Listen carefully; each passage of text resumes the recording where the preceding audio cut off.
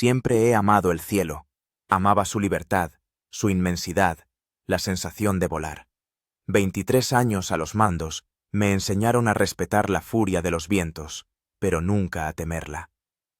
Quizás ese fue mi mayor error. Me llamo Timur Nurmagomedov, tengo 42 años, y soy un piloto con una considerable experiencia de vuelo en condiciones difíciles. Cuando Erdené, un viejo amigo, me ofreció trabajo en una aerolínea privada en Mongolia, acepté sin pensármelo 2 veces. Durante los últimos 3 años, he estado volando en avionetas entre pequeños asentamientos, entregando mercancías, a veces turistas. Conocía la zona como la palma de mi mano, o al menos eso creía. Aquel día, 25 de julio, nada hacía presagiar la tragedia. Me preparaba para un vuelo rutinario, la entrega de medicamentos y correo a un remoto asentamiento en el borde del desierto de Gobi. Me acompañaban un joven colega, Bat Bayar, que estaba realizando una pasantía bajo mi supervisión, y una geóloga, Oyun Chimeg, a la que debía dejar en el lugar de la expedición. Timur, ¿crees que llegaremos antes de la tormenta de arena? Preguntó Bat Bayar mientras terminábamos la inspección previa al vuelo de nuestra Cessna 182. Eché un vistazo al horizonte. El cielo estaba despejado. Solo una ligera bruma se vislumbraba a lo lejos en el oeste. Llegaremos de sobra, ida y vuelta. El pronóstico dice que la tormenta no llegará hasta la noche. Respondí, dando unos golpecitos al panel de instrumentos. La vieja está en excelente forma. Hemos volado en peores condiciones. Oyun Chimeg, una mujer menuda de unos 35 años con una larga trenza, se acomodó en el asiento trasero. Lo importante es que mis muestras estén intactas, dijo, abrochando una voluminosa mochila en el asiento contiguo. 1 mes de trabajo, no me gustaría perderlo. Despegamos a las 8 de la mañana. La primera hora de vuelo transcurrió a la perfección.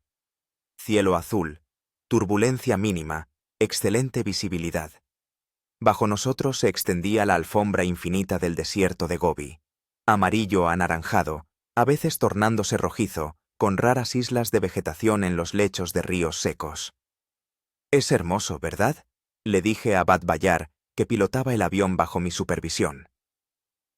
«Pero no te relajes, el desierto es engañoso». Él asintió, sin apartar la vista del horizonte. «Buen chico, atento. En un par de años será un excelente piloto». Las primeras señales de problemas aparecieron 1 hora y 20 minutos después del despegue. El motor comenzó a fallar. Al principio fueron vibraciones apenas perceptibles, luego sacudidas evidentes. «¿Qué está pasando?», preguntó Bat Bayar preocupado. «Toma los mandos», dije, comprobando las lecturas de los instrumentos. La temperatura del motor subía, la presión del aceite bajaba. «Maldita sea». «¿Es algo grave?». La voz de Oyun Chimeg sonaba tranquila, pero noté cómo sus dedos, aferrados al cinturón de seguridad, se habían puesto blancos. «Todavía no lo sé», respondí, cambiando la radio a la frecuencia de emergencia. «Ulan Bator Control, habla el CJKL.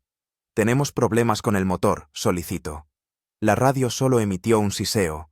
Lo intenté varias veces más, sin resultado. «No hay comunicación», dije, tratando de mantener la calma. «Bat Bayar, mantén el rumbo al aeródromo más cercano en Dalansadgad». De repente, el motor emitió una fuerte explosión y el avión se sacudió violentamente. A través del parabrisas, vi cómo humo negro salía del capó. «¡Fuego en el motor!», grité, tomando el control. «Todos prepárense para un aterrizaje de emergencia». La tierra se acercaba rápidamente. Bajo nosotros se extendía un desierto ilimitado. Ni carreteras ni asentamientos, solo arena, piedras y escasos arbustos de saxaul. Buscaba frenéticamente un lugar adecuado para aterrizar, consciente de que prácticamente no teníamos elección. «¡Allí!». Bat Bayar señaló un área relativamente plana entre 2 crestas de arena. Dirigí el avión hacia allí, nivelándolo lo más posible. Estábamos descendiendo demasiado rápido. ¡Agarraos fuerte!, grité cuando quedaban menos de 100 metros para tocar tierra. El impacto fue terrible. El avión tocó tierra, rebotó, volvió a golpear la arena y se deslizó hacia adelante, levantando nubes de polvo. Tiré del timón con todas mis fuerzas, tratando de mantener el morro del avión levantado. Se oyó un crujido de metal, seguido de un fuerte golpe. Nos estrellamos contra una duna de arena. Salí despedido hacia adelante. El cinturón de seguridad se clavó dolorosamente en mi pecho. Lo último que recuerdo es un pitido en los oídos y el sabor de la sangre en la boca, mientras el mundo a mi alrededor se sumía en la oscuridad. No sé cuánto tiempo estuve inconsciente. Desperté por el calor y el olor a humo. La cabeza me daba vueltas, la boca estaba seca. Intenté moverme y gemí por el dolor en las costillas. ¿Bad Bayar? ¿Oyun Chimek? Llamé, girando la cabeza con dificultad. No hubo respuesta. Bad Bayar estaba sentado a mi lado, con la cabeza lacia sobre el pecho. La sangre de una herida en la frente le cubría toda la cara. Extendí la mano hacia él, tratando de encontrarle el pulso, pero no lo tenía. En la cabina hacía un calor insoportable. Las llamas del motor se habían extendido a la parte delantera del avión. ¡Oyun Chimek!, grité de nuevo, tratando de darme la vuelta. La parte trasera de la cabina estaba destrozada. Vi la mano de la mujer, colgando sin vida del asiento. Tenía que salir de allí, y rápido. El humo se hacía cada vez más denso. Al tercer intento, conseguí desabrochar el cinturón de seguridad. La puerta estaba atascada, y la abrí de una patada, cayendo al exterior. Caí sobre la arena ardiente, tosiendo mientras trataba de inhalar aire limpio. Manchas negras danzaban ante mis ojos. Reuniendo las últimas fuerzas, me puse de pie e intenté regresar al avión para sacar a Oyun Chimek, pero las llamas ya habían envuelto toda la cabina. El calor era tan intenso que me chamuscó las cejas al acercarme. Retrocedí, comprendiendo que no podía hacer nada. 5 minutos después, se produjo una explosión. Los tanques de combustible habían estallado. Me desplomé sobre la arena, cubriendo mi cabeza con las manos. Cuando levanté la vista, del avión solo quedaba un esqueleto en llamas. Estaba solo en medio del implacable desierto de Gobi, sin agua, sin comida y sin comunicación con el mundo exterior. El sol estaba en su cenit, la temperatura debía de rondar los 45 grados. Tenía la boca tan seca que apenas podía mover la lengua. Una sola idea me martilleaba en la cabeza. Debo sobrevivir. Debo llegar hasta la gente y contar lo que les pasó a Bad Bayar y a Oyun Chimek. Miré a mi alrededor. Un mar infinito de arena y piedras hasta donde alcanzaba la vista. Ni carreteras, ni señales de vida. Solo el sol abrasador sobre mi cabeza y los restos del avión, que pronto se convertirían en un montón de metal carbonizado. Este era el comienzo de mi lucha por la supervivencia en uno de los lugares más inhóspitos de la Tierra. Me senté en la arena, observando cómo se consumía el avión. El shock iba remitiendo gradualmente, dando paso a un dolor agudo y a la conciencia de mi catastrófica situación. Me sangraba la cabeza. Al palpar, mis dedos encontraron un profundo corte sobre la sien izquierda. Las costillas del lado derecho me dolían intensamente con cada inspiración, probablemente una fisura o fractura. La muñeca izquierda estaba hinchada y había adquirido un tono amoratado. Evalúa la situación. Actúa metódicamente. Me repetía las palabras del instructor de supervivencia que había escuchado hacía muchos años en un curso. Lo primero era inspeccionar el lugar del accidente. Quizá pudiera rescatar algo útil de los restos. Me puse de pie, luchando contra el mareo, y me dirigí lentamente hacia los humeantes restos del Cessna. El calor seguía siendo intenso, pero la mayor parte de las llamas se había extinguido. Me acerqué con cuidado, cubriendo mi rostro con la manga de la chaqueta. Del avión solo quedaba una carcasa carbonizada. Los cuerpos de Bad Bayar y Oyunchimeg estaban calcinados hasta ser irreconocibles. Se me cerró la garganta y sentí náuseas. Me aparté, luchando contra el vómito. Céntrate en lo que puedes hacer ahora, me ordené a mí mismo. Rodeando el avión, noté que la parte trasera había sufrido menos daños. Allí se guardaba un pequeño kit de emergencia. Si tenía suerte, podría haber sobrevivido. Me acerqué con cautela, intentando abrir el deformado compartimento de equipaje. Después de varios minutos de lucha con el metal doblado, conseguí sacar un botiquín de primeros auxilios chamuscado pero intacto y una pequeña mochila con el equipo de emergencia. A pocos metros del avión, encontré la mochila de Oyunchimeg. Debió de salir despedida durante el impacto. La recogí, sintiendo un pinchazo de conciencia. Lo siento, susurré, pensando en la mujer que no había podido salvar. Alejándome a una distancia segura, me senté a la sombra de una gran roca y comencé a hacer inventario. En el equipo de emergencia encontré una brújula, un espejo de señales, una pequeña navaja plegable, un silbato de emergencia, una caja de cerillas impermeables, 2 pastillas potabilizadoras, una fina manta de aluminio, una pequeña linterna solar. En el botiquín había vendas, antiséptico, analgésicos, tiritas y otros medicamentos básicos. No era mucho, pero era mejor que nada.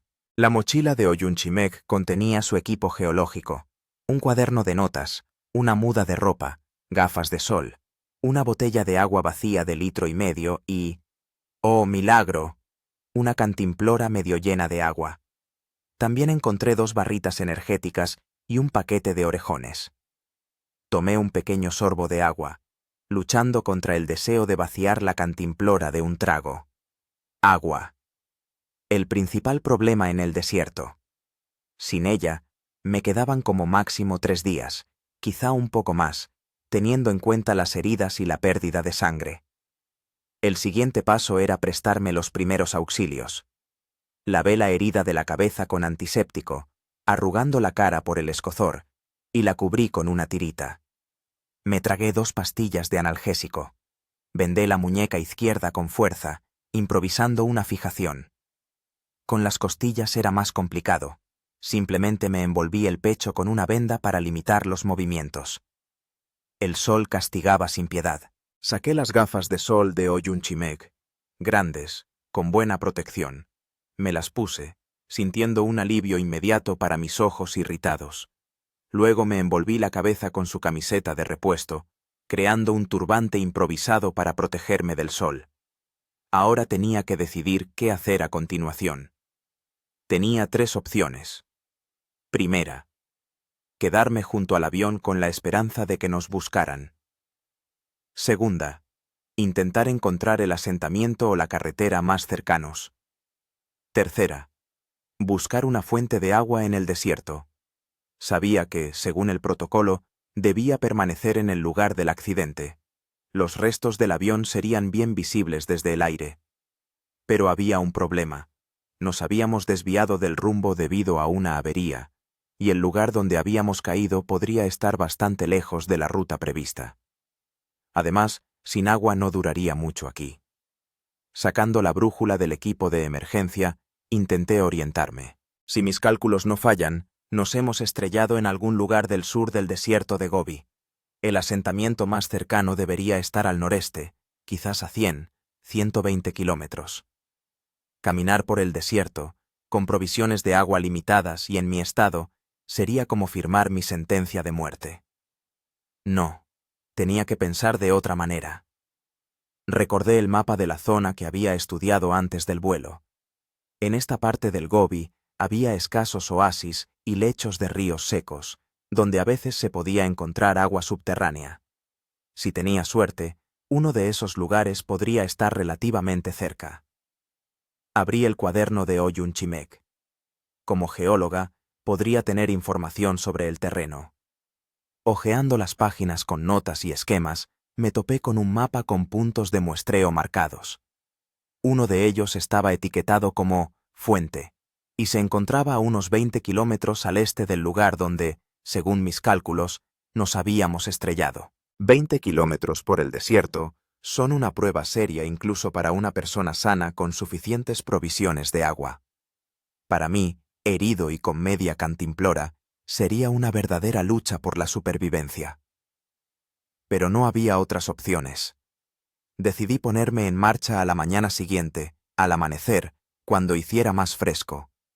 Y ahora tenía que crear un refugio del sol abrasador y ahorrar fuerzas. Usando los restos del avión y una manta térmica de aluminio del kit de emergencia, construí un pequeño cobertizo.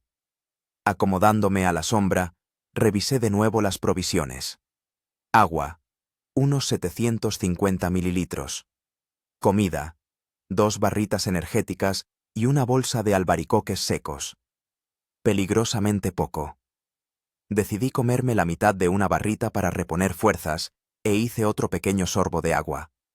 Luego saqué el espejo de señales y traté de enviar una señal de socorro, dirigiendo los destellos de sol al cielo. Las posibilidades de que alguien lo viera eran mínimas, pero tenía que agotar todas las opciones. El día se consumía lentamente.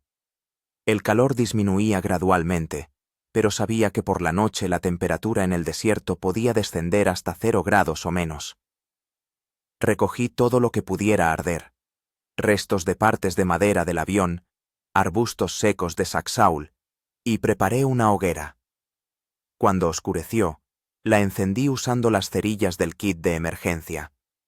La llama proporcionaba algo de calor y, lo que era más importante, creaba una sensación de seguridad en el inmenso y oscuro desierto. Me senté, mirando las estrellas, que aquí, lejos de las luces de la ciudad, parecían increíblemente brillantes y cercanas. La Vía Láctea se extendía sobre mi cabeza como un río plateado. A pesar del dolor y el miedo, no pude evitar sentir admiración por esta belleza ancestral y austera. El desierto de Gobi había existido durante millones de años. Había visto el auge y la caída de imperios. Había sobrevivido a todos los que se atrevían a desafiarlo. Ahora me estaba poniendo a prueba a mí. No me rendiré, susurré, mirando las estrellas. Bad Bayar, Oyun Chimeg, contaré vuestra historia. Lo prometo. Con este pensamiento, me envolví en la manta de aluminio e intenté dormir, preparándome para el camino que tenía por delante. Mañana comenzaría la verdadera lucha por la supervivencia. El frío me despertó incluso antes del amanecer. Los dientes me castañeteaban, el cuerpo me temblaba. La manta de aluminio ayudaba, pero no podía proteger completamente del frío nocturno del desierto. La hoguera se había extinguido hacía mucho tiempo, dejando solo un puñado de ceniza gris. Me levanté con dificultad, haciendo una mueca de dolor en las costillas. La noche no había traído descanso. Me despertaba constantemente por el dolor y los pensamientos inquietantes. Tomé un sorbo minúsculo de agua, solo para humedecer mis labios resecos. Sentía un desagradable sabor metálico en la boca. El este ya empezaba a clarear. Era hora de prepararse para la marcha. Sabía que tenía que recorrer la mayor distancia posible en la relativa frescura de la mañana. Recogí todo lo necesario en la mochila de Oyun Chimeg: un botiquín de primeros auxilios, un kit de emergencia, los restos de comida y la preciosa cantimplora con agua. Miré los restos quemados del avión, me despedí en silencio de Bad Bayar y Oyun Chimeg. Me habría gustado señalar de alguna manera el lugar de su muerte, crear una especie de tumba, pero no había tiempo. Cada hora de retraso reducía mis posibilidades de supervivencia. Volveré por vosotros, prometí, aunque sabía que era poco probable. Consultando la brújula, me dirigí directamente hacia el este. Según las notas de Oyun Chimeg, allí, a unos 20 kilómetros, debía haber una fuente de agua. 20 kilómetros por el desierto son al menos 6 o 7 horas de caminata para una persona sana en condiciones normales. Para mí, con heridas y provisiones de agua limitadas, podría llevarme todo el día, si no más. Las 2 primeras horas de camino fueron relativamente fáciles. El sol acababa de salir, hacía fresco y avanzaba a buen ritmo a pesar del dolor. El desierto de alrededor se animaba poco a poco. Vi varios lagartos del desierto que se escondían rápidamente a mi paso, un par de escarabajos tenebriónidos que cruzaban diligentemente las dunas de arena. A media mañana, el calor se hizo palpable. El sol brillaba sin piedad, reflejándose en la arena y las piedras. Caminaba más lento, parando a menudo para recuperar el aliento. Me sentía mareado, veía manchas oscuras delante de los ojos. Me permití otro pequeño sorbo de agua y comí varios albaricoques secos para reponer fuerzas. Hacia el mediodía, caminar se volvió insoportable. La temperatura debía de superar los 40 grados. El aire temblaba por el calor, creando espejismos en el horizonte. Varias veces me pareció ver agua o árboles, pero al acercarme solo encontraba más arena y piedras. Hallé una gran roca que proyectaba una pequeña sombra y decidí esperar a que pasara la peor parte del calor. Extendí la manta aluminizada con el lado plateado hacia arriba, creando una suerte de toldo improvisado para protegerme aún más del sol. Sentado en este precario refugio, revisé las notas de Ollunchimec, intentando hallar información adicional sobre la fuente. En su cuaderno había dibujos esquemáticos del terreno y apuntes geológicos. Al parecer, la fuente era un pequeño manantial que brotaba a la superficie en el punto de confluencia de varios cauces antiguos de ríos secos. Anotó que el agua allí era mineralizada, pero potable. Eso daba esperanza. Después de 2 horas de descanso forzado, reanudé la marcha. El sol seguía alto, pero ya no era tan implacable. Caminé lentamente, economizando fuerzas, y consultaba constantemente la brújula. El terreno se volvía más pedregoso, aparecieron colinas bajas y barrancos, indicios de que alguna vez allí había corrido agua. Al caer la tarde, mis fuerzas estaban al límite. El agua en la cantimplora estaba casi agotada, quedaba apenas un cuarto. Tenía los labios agrietados y la lengua hinchada por la sed. Empecé a dudar de si había elegido la dirección correcta. ¿Y si había interpretado mal las notas de Ollunchimec? ¿Y si la fuente se había secado hacía mucho tiempo? Cuando el sol comenzó a descender hacia el horizonte, subí a una pequeña colina para echar un vistazo. A lo lejos, quizás a 3 o 4 kilómetros, se veía una franja de color más oscuro, posiblemente vegetación. Eso me insufló ánimos. Si allí crecían plantas, significaba que había agua. Aceleré el paso en la medida en que mis fuerzas me lo permitían, intentando llegar a ese lugar antes de que oscureciera. El crepúsculo en el desierto es breve. El sol se pone y casi de inmediato llega la noche. Caminaba tropezando con las piedras, cayendo y volviendo a levantarme. Me dolían las costillas con cada bocanada de aire, y la muñeca me palpitaba con un dolor sordo.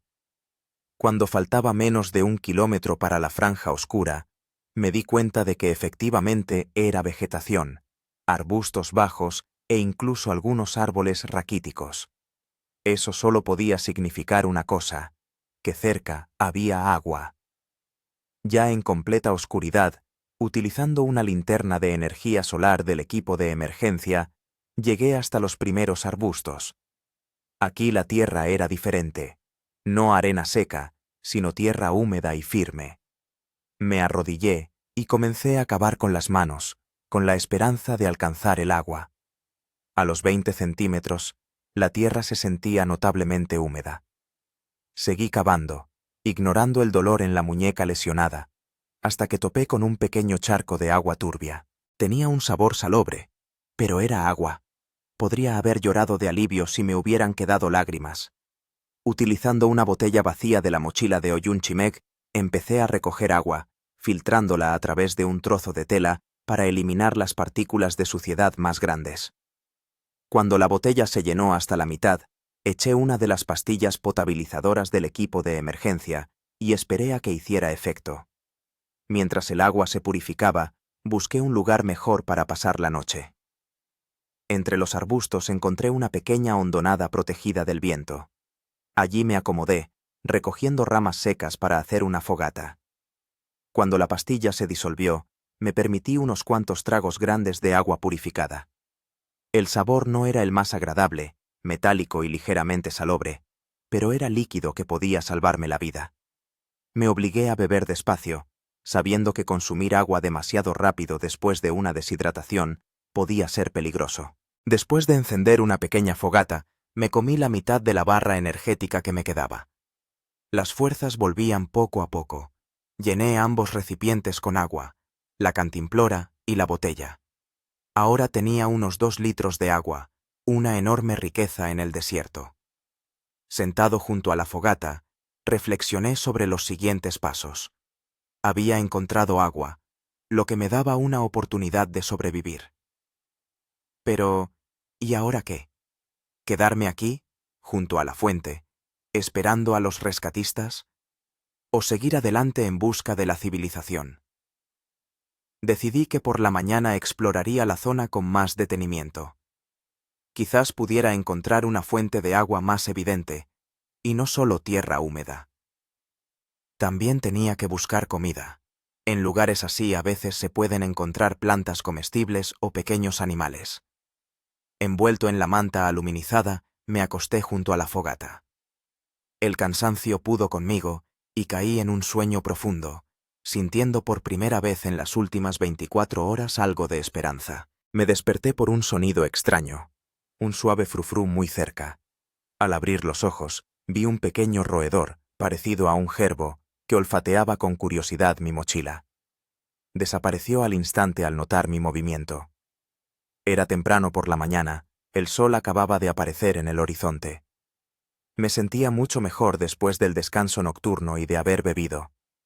Tenía la cabeza despejada, y el dolor en las costillas, y la muñeca había disminuido. Lo primero que hice fue explorar con más detenimiento el lugar donde había encontrado agua. A la luz del día se veía que estaba en el cauce seco de un antiguo río. La vegetación se concentraba a lo largo de ese cauce, indicando la cercanía de las aguas subterráneas. Me adentré río arriba, examinando el terreno con atención. Después de unos cientos de metros, encontré lo que buscaba: una pequeña depresión entre las rocas, donde se acumulaba agua cristalina. Era un auténtico manantial, aunque muy modesto. El agua se filtraba del subsuelo a un ritmo de aproximadamente 1 litro por hora. Me arrodillé junto al manantial, sintiendo una profunda gratitud. Este lugar podía mantenerme con vida durante mucho tiempo. Bebí hasta saciarme, llené ambas cantimploras con agua fresca y me lavé la cara, quitándome el polvo y el sudor. Ahora que el problema del agua estaba resuelto temporalmente, tenía que pensar en la comida y el refugio. Empecé a explorar la vegetación alrededor del manantial. La mayoría de las plantas me eran desconocidas, pero reconocí cebolla silvestre. Sus finos tallos brotaban entre las piedras. También encontré varios arbustos con pequeñas bayas rojas, que decidí no tocar, al no estar seguro de si eran comestibles. Cerca de uno de los arbustos, vi unas madrigueras, probablemente la morada de esos roedores que había visto por la mañana. Era una presa potencial, si se me ocurría cómo atraparlos. Hacia el mediodía, construí un refugio sencillo, utilizando la manta térmica de aluminio y ramas de arbustos. Me protegía del sol y podía retener el calor por la noche. También recogí una reserva de leña para la hoguera. La siguiente tarea era crear una señal para los posibles equipos de rescate. Elegí un lugar despejado cerca del refugio y formé la palabra SOS con piedras grandes. Cada letra tenía un tamaño aproximado de 3 por 3 metros, lo suficientemente grande como para que fuera visible desde el aire. El día transcurrió en estos preparativos. Al anochecer, estaba exhausto, pero satisfecho con el trabajo realizado. Tenía un refugio, una reserva de agua y una pequeña cantidad de plantas comestibles. Desenterré varias cebolletas silvestres y me las comí junto con los albaricoques secos que me quedaban. No era la cena más apetitosa, pero sí nutritiva. Sentado junto a la hoguera, reflexionaba sobre mi situación. Las posibilidades de rescate existían, pero eran inciertas. Seguro que me estaban buscando. Cuando el avión no llegó a su destino, debieron haber iniciado una operación de búsqueda y rescate. Pero el desierto de Gobi es inmenso, y nosotros nos habíamos desviado de la ruta prevista antes del accidente. Decidí que esperaría junto al manantial durante 3 días. Si en ese tiempo no aparecían los rescatistas, tendría que tomar una decisión más difícil: quedarme en el lugar o intentar salir por mi cuenta. Con estos pensamientos, me dormí, escuchando los silenciosos sonidos nocturnos del desierto y mirando las estrellas, que parecían ser los únicos compañeros constantes aquí. Al tercer día después del accidente, me desperté con un sentimiento de inquietud. El cielo en el este tenía un extraño tono amarillento. Sabía lo que significaba. Se acercaba una tormenta de arena. En el desierto de Gobi podían ser mortales, especialmente para una persona sin un refugio seguro. Necesitaba reforzar urgentemente mi improvisada vivienda. Empecé a recoger piedras más grandes para crear una pared sólida en el lado de Barlovento. Luego, reforzando la estructura de ramas, haciéndola más baja y aerodinámica. Todo lo que pudiera llevarse el viento, lo escondí bajo las piedras o lo enterré en la arena. Hacia el mediodía, el cielo había adquirido un siniestro color naranja-marrón. El viento arreció, levantando en el aire diminutos granos de arena que golpeaban dolorosamente la piel. Me refugié en mi escondite, cubriendo mi rostro con un trozo de tela arrancado de mi camisa. Una hora más tarde, la tormenta se desató con toda su furia. Parecía el fin del mundo. El viento rugía, lanzando arena y pequeñas piedras contra mi refugio. La visibilidad se redujo a unos pocos metros. Yacía pegado al suelo, protegiendo mis ojos y nariz de la omnipresente arena. Era difícil respirar. El aire estaba lleno de polvo, que se colaba por todas partes a pesar de todas las precauciones. La tormenta duró unas 4 horas. Cuando finalmente amainó, salí del refugio, tosiendo y escupiendo arena. El paisaje circundante había cambiado. Algunas dunas se habían movido. Aparecieron nuevos depósitos de arena. Mi señal de SOS había sido completamente destruida. Me dirigí al manantial, temiendo que pudiera haber sido cubierto. Afortunadamente, el manantial había sobrevivido, aunque el agua estaba turbia por la arena. Lo limpié lo mejor que pude, retirando la arena con las manos, y esperé a que el agua se volviera más clara. La tormenta se había llevado parte de mis reservas de leña, y pasé el resto del día recogiendo nuevo combustible para la hoguera. También tuve que reconstruir la señal de SOS, lo que me costó mucho esfuerzo. Al anochecer, estaba exhausto, cubierto de arena de la cabeza a los pies, pero mi campamento estaba de nuevo relativamente en orden. Esta tormenta me hizo reflexionar sobre la fragilidad de mi situación. Sobreviví al accidente aéreo, encontré agua, construí un refugio, pero todo esto podría ser destruido en cuestión de horas por las fuerzas de la naturaleza.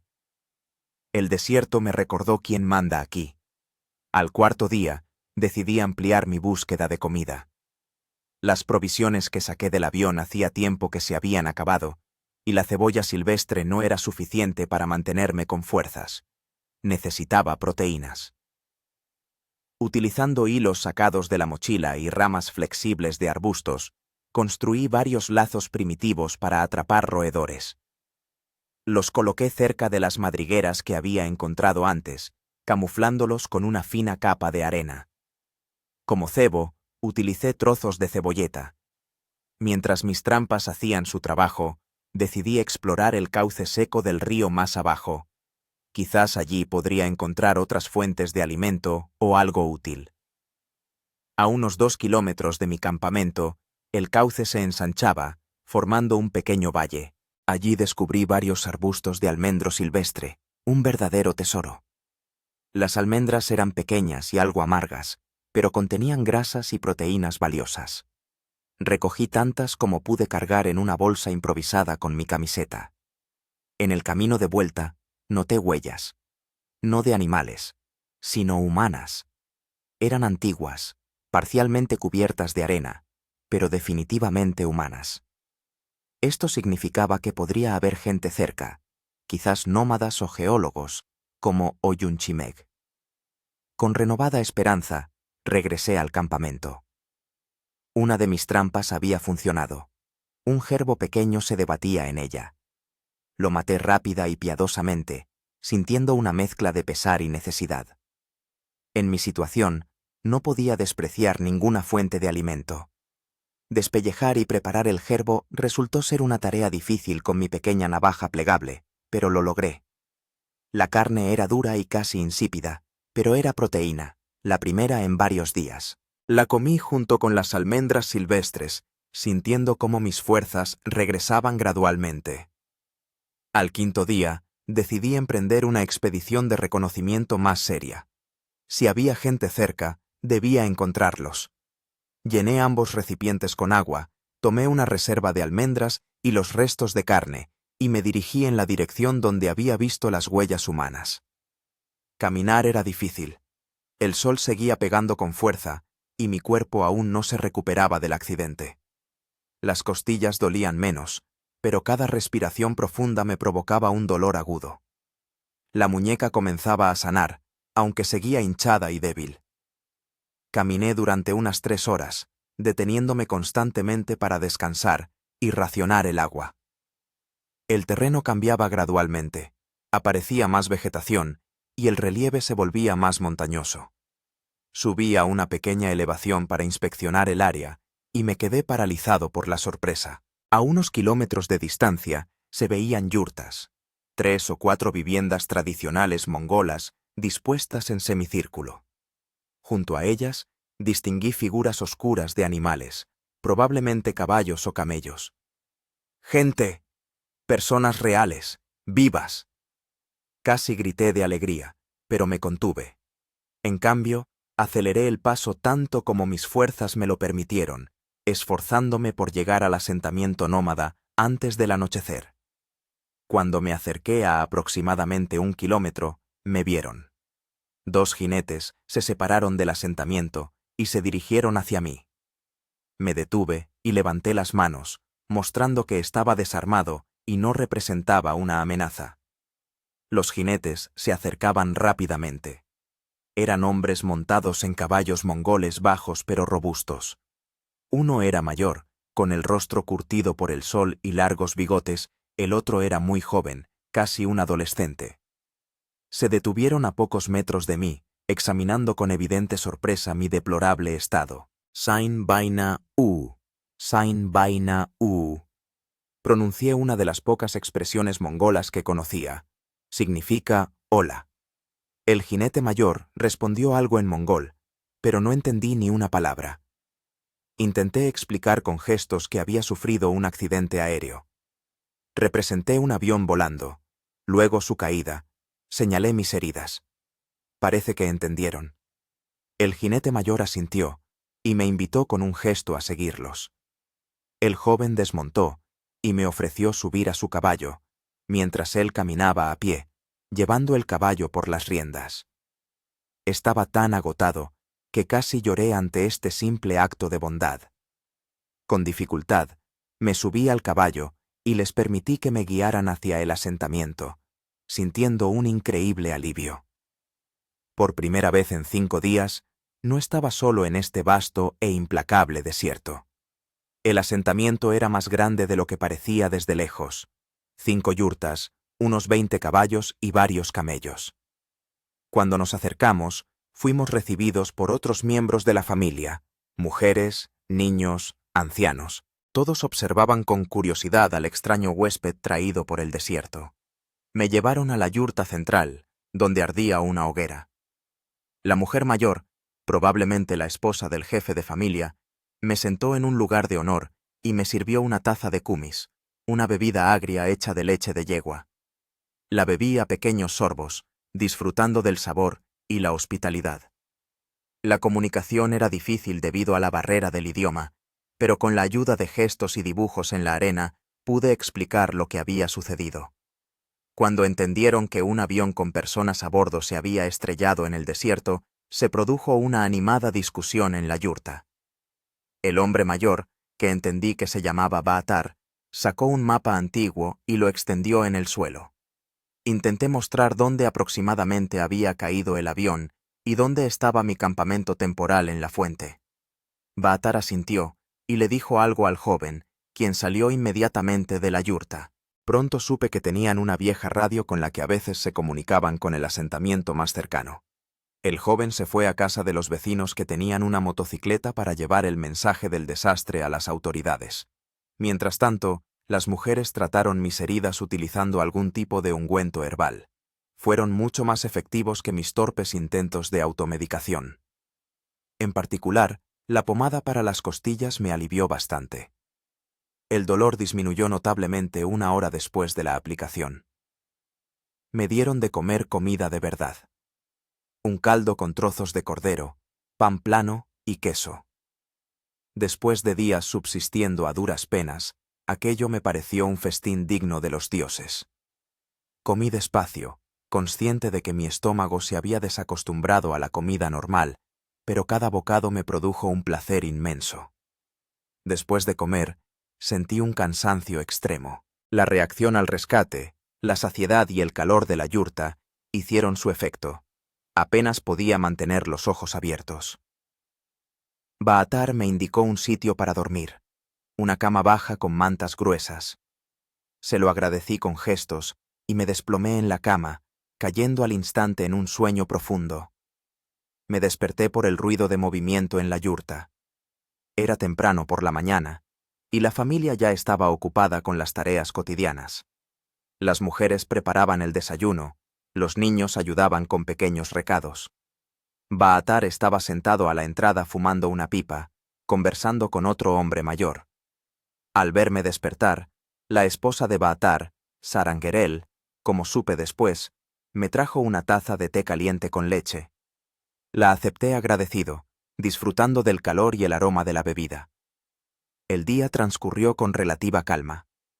Ayudé un poco con trabajos ligeros, en la medida en que me lo permitían mis heridas, tratando de no ser una carga para la familia que me había acogido. Me trataron con respeto y consideración, aunque la comunicación seguía siendo limitada debido a la barrera del idioma. Al atardecer regresó el joven que había sido enviado con el mensaje. Le contaba algo a Baatar con excitación, señalando a menudo hacia el desierto. No entendía las palabras, pero por sus caras vi que las noticias eran serias. Baatar se acercó a mí y empezó a explicarme con gestos. Por lo que entendí, se había transmitido un mensaje sobre el accidente a las autoridades, y la operación de búsqueda y rescate ya había comenzado. Los helicópteros estaban buscando el lugar del accidente. Señaló el sol, y luego indicó 2 veces el lugar por donde sale. Eso significaba que los rescatadores llegarían en unos 2 días. Asentí, sintiendo una profunda gratitud hacia estas personas que, sin dudarlo, habían acudido en ayuda de un forastero de otro país. En sus acciones había una simple humanidad que a menudo se pierde en el ajetreo del mundo moderno.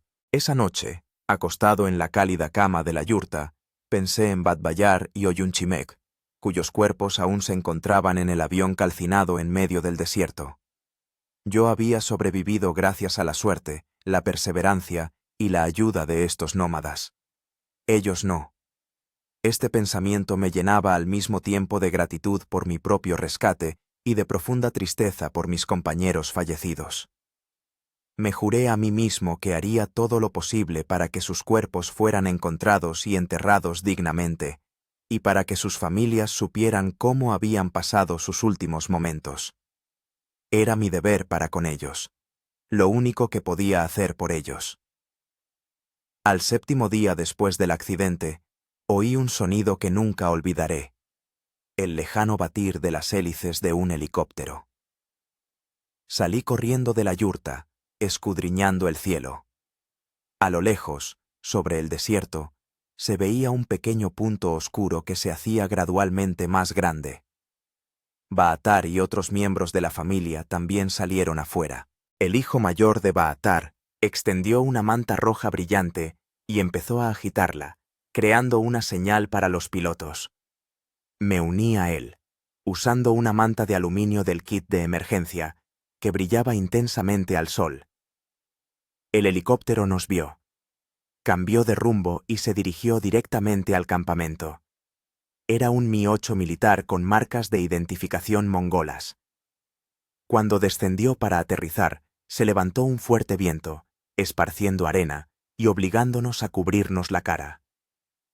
4 personas saltaron del helicóptero, 2 militares, un médico y un hombre de paisano al que reconocí de inmediato. Era Dorsch, el coordinador de nuestra aerolínea. Se abalanzó sobre mí, me agarró por los hombros, con los ojos llenos de incredulidad y alegría. «Timur, vivo», pensábamos. No terminó la frase, pero lo entendí. Pensaban que nadie había sobrevivido. Batbayar y Oyunchimek murieron en el accidente, dije, tratando de hacerme oír por encima del ruido del motor del helicóptero. Sus cuerpos siguen allí, en el avión. Dorsch asintió con expresión triste. El médico, mientras tanto, empezó a examinarme, revisando mis heridas y mi estado general. «Es usted un hombre increíblemente afortunado», dijo en un buen ruso. «Con esas heridas recorrer tantos kilómetros por el desierto. Muchos no habrían sobrevivido». Negué con la cabeza. «No es cuestión de suerte. Simplemente no podía permitirme morir allí. Tenía que contar lo de Batbayar y Oyunchimek». Mientras el médico seguía con el reconocimiento, Dorsch me interrogaba sobre los detalles del accidente. Le conté todo lo que recordaba: los problemas con el motor, la pérdida de comunicación, el aterrizaje de emergencia. Anotaba mis palabras, a veces haciendo preguntas aclaratorias. «Empezamos la búsqueda en cuanto nos dimos cuenta de que el avión había desaparecido», explicó. «Pero la zona de búsqueda era enorme. Si no hubiera sido por el mensaje de estos nómadas, podríamos haber estado buscando semanas». Me volví hacia Baatar y su familia, que estaban de pie a un lado, observando con interés lo que sucedía. Estas personas me salvaron la vida. ¿Cómo expresar gratitud por algo así? Con la ayuda de Dorsch, que sabía mongol, di las gracias a Baatar y a su familia. Les expliqué quiénes eran Batbayar y Oyunchimek, y lo importante que era para mí que se encontraran sus cuerpos. Baatar asintió con comprensión. Le dijo algo a Dorsch, señalando hacia el desierto. «Dice que puede mostrar el lugar aproximado del accidente», tradujo Dorsch. «Dice que conoce esta parte del desierto como la palma de su mano». Los militares accedieron a llevarse a Baatar para buscar el lugar del siniestro. Yo también quería volar, pero el médico se negó rotundamente. «Necesita hospitalización», dijo con firmeza. «Tiene costillas rotas, una fuerte deshidratación y agotamiento. Ya ha hecho más de lo que podía». A regañadientes, acepté. Me despedí de la familia de Baatar, especialmente afectuoso con Saranguerel, que durante esos días me había cuidado como a un hijo. Me metió en la mano una pequeña bolsa de cuero con unas hierbas, un amuleto para el camino. Me sentaron en el helicóptero. Baatar se sentó a mi lado, con un aspecto algo tenso. Quizás nunca antes había volado. Dorsch se acomodó enfrente, sin dejar de tomar notas en un cuaderno. Cuando el helicóptero despegó, eché una última mirada al campamento nómada, una pequeña isla de vida en un inmenso mar de desierto. Qué extraño es el mundo. Había sobrevolado estos lugares decenas de veces, sin siquiera sospechar la existencia de estas personas. Y ahora se habían convertido en parte de mi vida, de mi historia.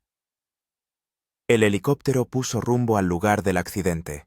Baatar iba indicando la dirección, orientándose por las características del terreno.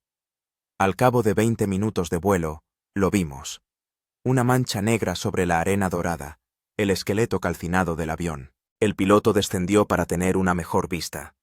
Miraba el lugar donde casi había terminado mi vida y donde se habían truncado las vidas de mis compañeros. Una extraña sensación me embargó, una mezcla de dolor, gratitud por mi propio rescate y una especie de asombro distante.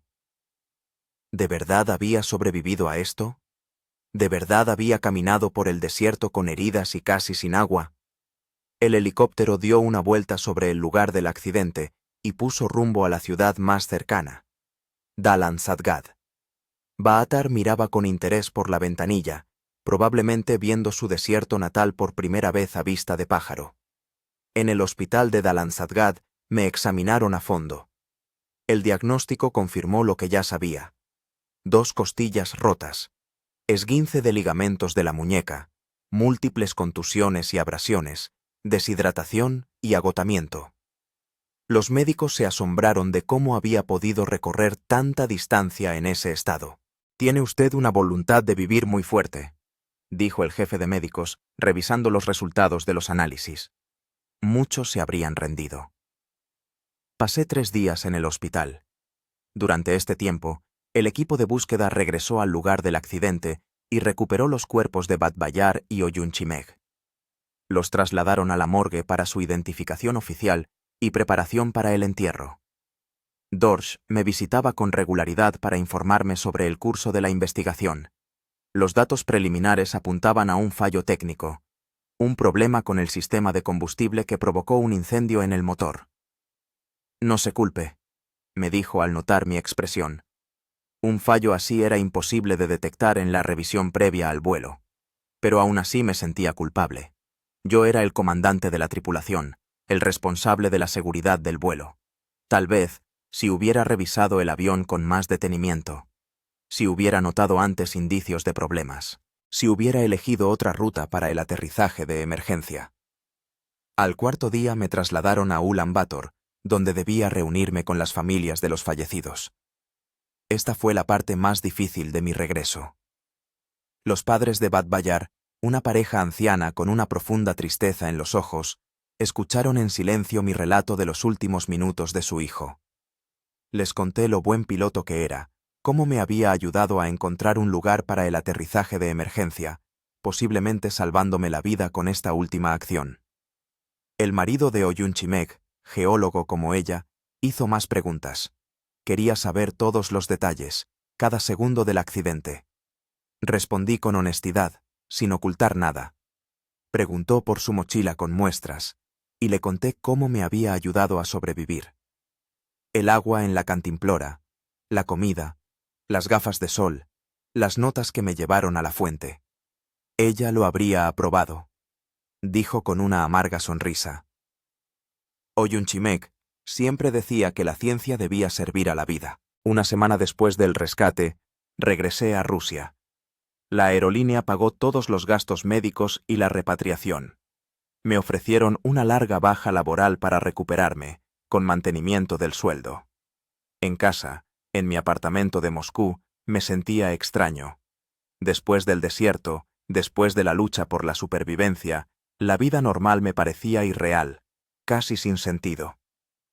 Me pasaba horas bajo la ducha, incapaz de saciarme de agua. Abría la nevera y miraba la comida, asombrado por su abundancia.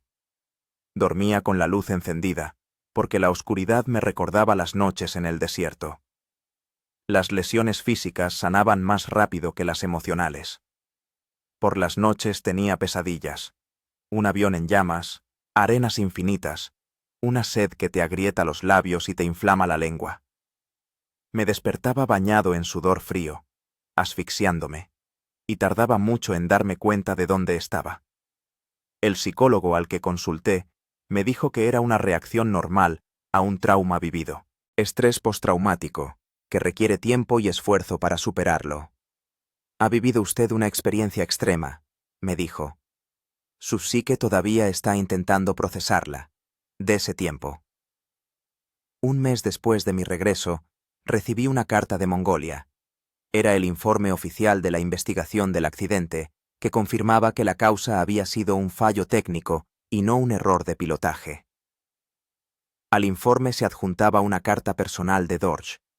En ella me decía que la familia de Baatar me enviaba saludos y me invitaba a visitar de nuevo su campamento cuando estuviera preparado. También me informaba de que la aerolínea había decidido instalar un monumento conmemorativo en el lugar del accidente en honor a Badbayar y Oyun Chimeg. Al final de la carta, había una frase que me hizo reflexionar. El desierto se lleva mucho, pero a veces nos hace comprender lo que realmente importa en la vida. Estuve largo tiempo meditando sobre estas palabras. El desierto ciertamente me había quitado mucho. Mi confianza como piloto, mi sensación de seguridad, a 2 compañeros. Pero también me había dado mucho. Una nueva comprensión del valor de la vida, del agua, de la bondad humana.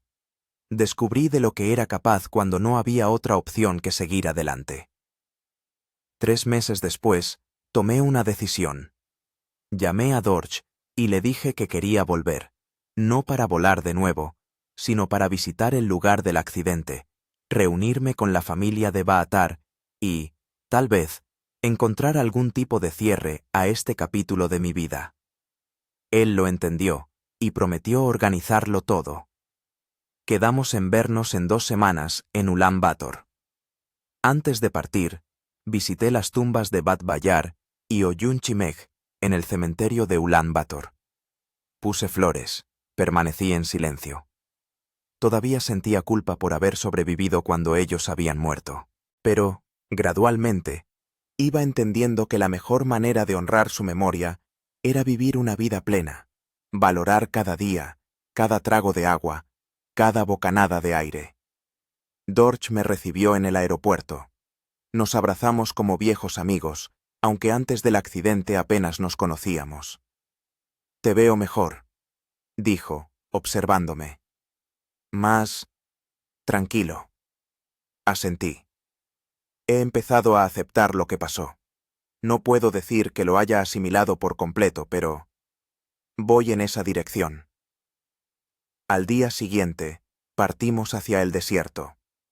Esta vez, el viaje fue confortable, en un todoterreno con aire acondicionado y provisiones de agua y comida. Miraba por la ventana los paisajes del desierto de Gobi, tan familiares y tan extraños a la vez. Llegamos al lugar del accidente a mediodía. Del avión apenas quedaba nada. La mayor parte de los restos los habían retirado los equipos de rescate. En el lugar del siniestro se erigía un sencillo obelisco metálico con los nombres de los fallecidos y la fecha del accidente. Me quedé de pie frente a él, contemplando el inmenso desierto que se extendía a mi alrededor. El viento susurraba algo entre las dunas de arena, el sol quemaba tan implacablemente como aquel día, pero ahora lo veía todo con otros ojos. «Creo que saben que has vuelto», dijo Dorch en voz baja, a mi lado. Asentí, incapaz de hablar por el nudo que tenía en la garganta. Luego saqué de mi mochila 2 pequeñas botellas de agua y las vertí al pie del obelisco. Era mi manera de rendirles homenaje, lo más valioso que puede haber en el desierto. Después, nos dirigimos al campamento de Baatar. Por el camino, le pedí a Dorch que se detuviera en el manantial donde había pasado varios días después del accidente. Todavía estaba allí, un pequeño manantial entre las rocas, que daba vida a plantas y animales en este lugar tan inhóspito. Me arrodillé a su lado, cogí agua con la mano y bebí. El sabor era el mismo, ligeramente mineral, con un regusto a tierra, el sabor de la supervivencia. Baatar y su familia nos recibieron con sincera alegría. Nos preguntaron por mi salud, por mi vida en Rusia, por mis planes de futuro. Sarangerel me abrazó como a un hijo que regresaba de un largo viaje. Por la noche, estábamos sentados junto a la hoguera frente a la yurta. Baatar fumaba en pipa, su mujer preparaba té tradicional mongol. Dorch traducía nuestra conversación, pero a menudo no era necesario. Nos entendíamos sin palabras. «Eres otro», dijo Baatar a través de Dorch.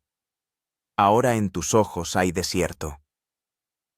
Comprendí lo que quería decir. El desierto de Gobi había dejado su huella no solo en mi cuerpo, sino también en mi alma. Me había enseñado a ver la esencia de las cosas, a valorar las alegrías sencillas, un trago de agua, el calor de una hoguera, la bondad humana. Pasé 3 días con la familia de Baatar. Les ayudé con las tareas cotidianas, Aprendí de ellos la sencilla sabiduría de la vida nómada. Me enseñaron cómo encontrar agua por indicios apenas perceptibles, cómo orientarme por las estrellas, cómo leer las huellas de los animales en la arena. Cuando llegó el momento de despedirnos, Baatar me regaló un antiguo cuchillo mongol con una vaina ricamente adornada. Para que siempre puedas encender un fuego y encontrar comida. Tradujo Dorch sus palabras. Me sentí profundamente conmovido. En respuesta, le di mi reloj de piloto, un costoso cronómetro que me había acompañado en todos mis vuelos. Para que siempre sepáis cuándo pienso en vosotros, dije. A la misma hora cada día recordaré vuestra bondad. Nos abrazamos para despedirnos. Prometí volver, y no era una promesa vacía. Estas personas se habían convertido en parte de mi vida, de mi historia. El desierto de Gobi nos unió de una manera difícil de explicar a quienes no han experimentado nada parecido. De regreso a Ulan Bator, contemplaba el paisaje que se deslizaba ante mis ojos y reflexionaba sobre los extraños designios del destino. La catástrofe que podría haber acabado con mi vida, en cambio, le había dado una nueva dirección, un nuevo sentido. Decidí que no volvería a volar, al menos no de inmediato.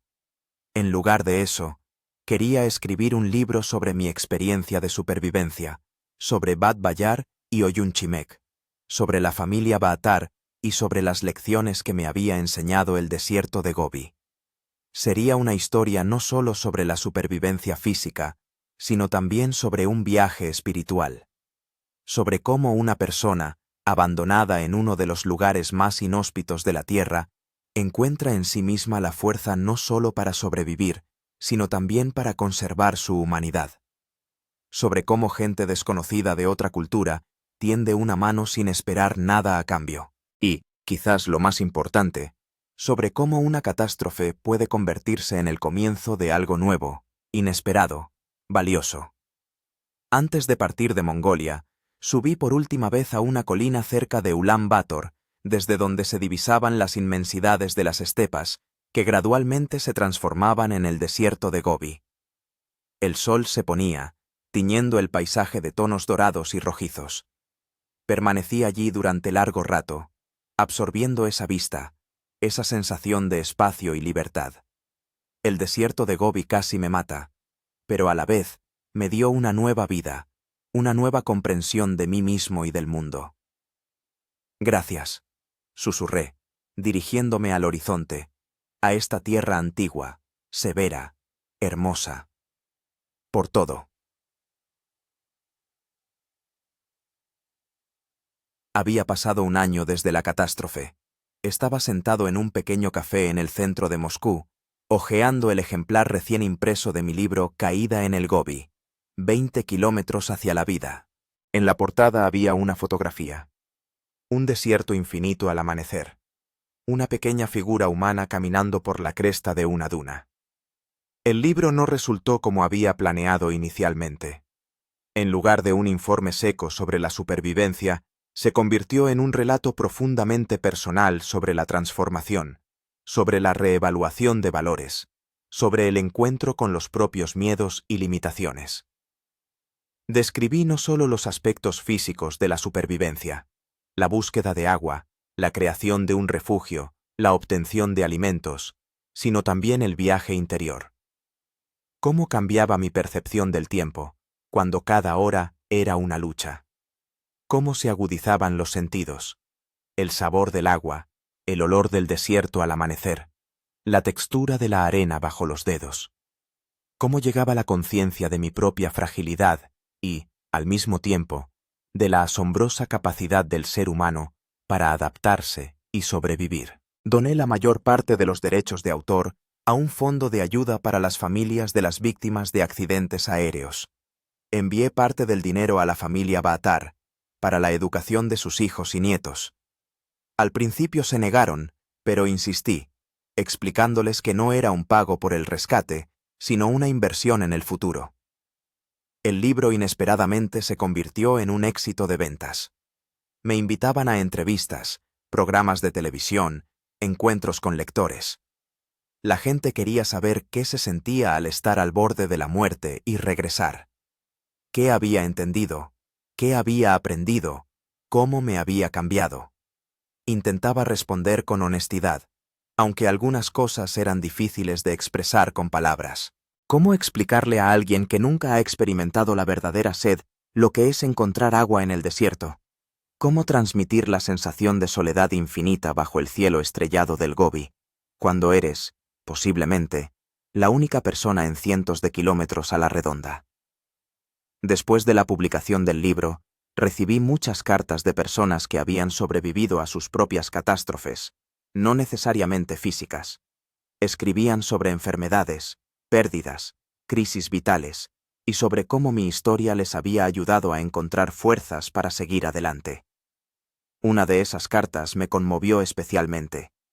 Una joven, que había superado una grave forma de cáncer, escribía: su desierto estaba afuera, el mío, adentro. Pero el camino a través de él es muy parecido. Gracias por mostrarme que al otro lado hay vida. Nunca volví a la aviación. En cambio, creé un proyecto educativo sobre la supervivencia en condiciones extremas. No solo habilidades prácticas, aunque también son importantes, sino también aspectos psicológicos, cómo lidiar con el miedo, la soledad, cómo tomar decisiones en situaciones de estrés. Regularmente daba talleres para diversos grupos, desde turistas y viajeros hasta equipos corporativos. Compartía no solo técnicas de supervivencia, sino también lecciones más profundas que había aprendido de mi experiencia. La verdadera supervivencia comienza en la mente, les decía a mis alumnos. Las técnicas y las habilidades son importantes, pero sin la mentalidad correcta, son inútiles. Lo primero que hay que vencer en una situación extrema es el pánico y la desesperación. 1 año y medio después de la catástrofe, regresé a Mongolia, como había prometido. Esta vez no iba solo. Me acompañaba Leila, una mujer a la que conocí en la presentación de mi libro. Era médica, especializada en medicina de catástrofes, y mi experiencia le había interesado profundamente desde un punto de vista profesional, pero nuestra comunicación rápidamente superó el interés profesional. Leila fue la primera persona con la que pude hablar verdaderamente sobre mi experiencia. Entendía tanto los aspectos médicos de la supervivencia como el trauma psicológico que había sufrido. Con ella no me sentía un extraño superviviente del desierto, sino simplemente yo mismo. Pasamos 2 semanas en Mongolia. Visitamos el lugar del accidente, donde ahora había un memorial más elaborado. Estuvimos en el campamento de Baatar, que se alegró de conocer a Leila y, al parecer, aprobó mi elección. Su familia había crecido notablemente. Había nuevas yurtas, niños, animales.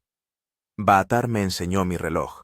Seguía funcionando, aunque las condiciones de la vida nómada no son las más propicias para la mecánica de precisión.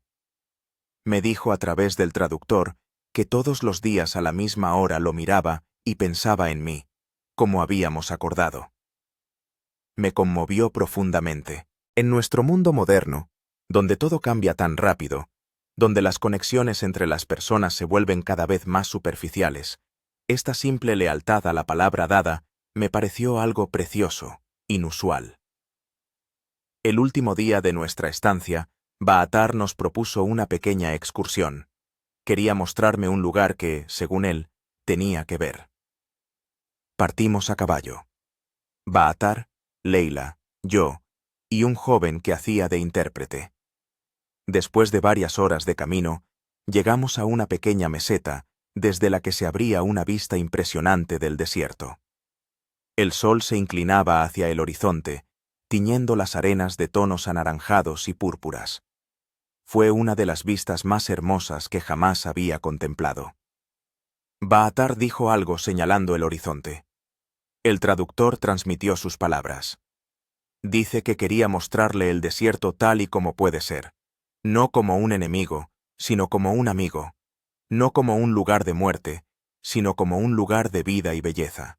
Miré las extensiones ilimitadas que una vez intentaron matarme y sentí una extraña paz. Sí, el desierto de Gobi es duro e implacable, pero también es majestuoso y hermoso. No existe para poner a prueba a la gente, simplemente es antiguo e indiferente al sufrimiento o la alegría humanos. Dígale que lo entiendo, respondí al traductor, y que le agradezco esta lección.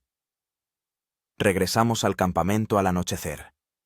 Por la noche, sentados junto a la hoguera, Baatar contó antiguas leyendas mongolas sobre el desierto, sobre los espíritus que, según se creía, habitaban en él, sobre los viajeros que encontraron en él no la muerte, sino la iluminación. Escuché estas historias, mirando las estrellas, tan brillantes en el aire puro del desierto, y pensé en los extraños giros del destino. Si no hubiera sido por el accidente, nunca habría conocido a estas personas, nunca habría visto esta cara de Mongolia, nunca habría escrito el libro que ayudó a tanta gente. Nunca habría conocido a Leila. A veces, los momentos más oscuros de nuestra vida pueden conducir a una luz inesperada. Esto no significa que el sufrimiento tenga sentido o un propósito en sí mismo. Pero sí significa que incluso de los acontecimientos más trágicos pueden hacer algo valioso, si encontramos en nosotros mismos la fuerza para seguir adelante, aprender, crecer. A la mañana siguiente, antes de partir, Sarangerel me regaló una pequeña bolsita con algo seco y aromático dentro. Son hierbas del desierto, tradujo el joven sus palabras. Dice que cuando le sea difícil, las prepare como té. Le recordarán que sobrevivió a lo peor que esta tierra puede ofrecer, y aún así está aquí, vivo y fuerte. Acepté el regalo agradecido, comprendiendo su significado simbólico. No eran solo hierbas, era un recordatorio de la fuerza que había encontrado en mí mismo, de las personas que me habían ayudado, de las lecciones que había extraído de mi experiencia. De regreso a Moscú, pensaba en cómo había cambiado mi vida en estos 2 años. El accidente, que pudo haber sido el final de mi historia, se convirtió en un punto de inflexión, en el comienzo de un nuevo camino. Ya no era aquel piloto engreído que creía controlar su vida y su destino. Ahora sabía lo rápido que todo puede cambiar, lo frágil que es nuestra existencia. Pero también sabía que en esta fragilidad hay una fuerza asombrosa, la capacidad de adaptarse, sobrevivir, encontrar sentido incluso en las pruebas más duras. El desierto de Gobi se quedó para siempre como parte de mí, no como una pesadilla de la que intento huir, sino como una experiencia que me ha convertido en quien soy hoy. En mis sueños, todavía a veces camino por las arenas infinitas, busco agua, lucho contra la sed y la desesperación. Pero ahora estos sueños no me asustan, me recuerdan el camino recorrido, las dificultades superadas, y cuando la vida se vuelve difícil, cuando los problemas parecen insuperables, recuerdo aquellos 20 kilómetros a través del desierto, cada paso, cada gota de sudor, cada momento de dolor y duda. Y me digo, si fuiste capaz de superar eso, serás capaz de superar cualquier cosa. Esto no significa que la vida se haya vuelto más fácil o que no me enfrente a dificultades. Pero ahora tengo una brújula interna que me indica el camino a través de cualquier desierto que la vida pueda ofrecerme. Y sé que al otro lado siempre hay un oasis, quizás no como el que esperaba, pero que me da lo que necesito para la siguiente etapa del viaje. A veces, en las noches tranquilas, preparo las hierbas que me regaló Sarangerel. Su aroma me transporta de vuelta a la yurta al borde del desierto, a la fogata bajo el cielo estrellado, a la sabiduría sencilla de las gentes que viven en armonía con el entorno más hostil de la tierra. Y estoy agradecido, por la vida, por las lecciones, por los encuentros, por el nuevo camino. Porque el desierto no solo me arrebató, sino que también me dio. Porque la caída se convirtió en el principio de un vuelo, diferente, más consciente, más profundo. Al fin y al cabo, ¿no es ese el sentido de todo viaje? No solo llegar al destino, sino también cambiar en el camino, crecer, ser más de lo que eras al partir. Mi travesía por el desierto de Gobi terminó físicamente el día que me encontraron los nómadas. Pero, en otro sentido, continúa hasta hoy y quizás continuará durante toda mi vida. Y este es, quizás, el regalo más valioso que puede ofrecernos el desierto. La ososnanie de que el camino nunca termina, que cada final es solo el comienzo de algo nuevo, inexplorado, bello en su indefinición.